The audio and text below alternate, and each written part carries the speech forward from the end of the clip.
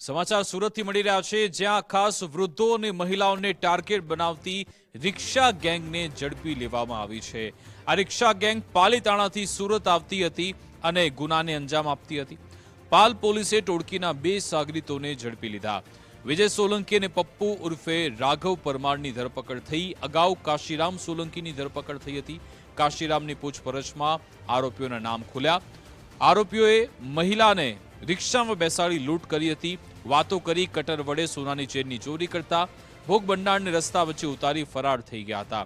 આરોપીઓ વૃદ્ધ મહિલાને ટાર્ગેટ કરતા પાલ પોલીસ મથકમાં આ બાબતે અગાઉ પણ ગુનો દાખલ થયો હતો। પોલીસ તપાસમાં અન્ય ગુના ઉકેલાય તેની પણ શક્યતા છે।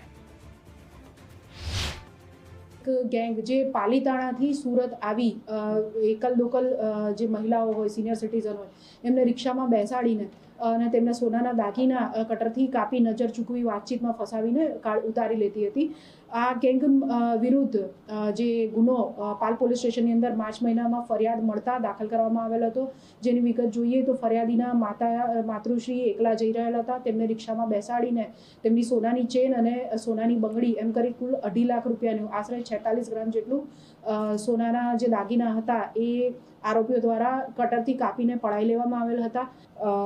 વિજય ઉર્ફે કાળુ બચુભાઈ સોલંકી, રહેવાસી ભીલવાસ ગરાસિયા રોડ, પાલીતાણા ભાવનગર, તથા પપ્પુભાઈ ઉર્ફે રઘો ઉર્ફે રાઘવ અશોકભાઈ પરમાર, રહેવાસી પાલીતાણા ભાવનગર, બંને જે આ ગુનામાં વોન્ટેડ આરોપીઓ હતા તેમની ધરપકડ કરવામાં આવેલ છે।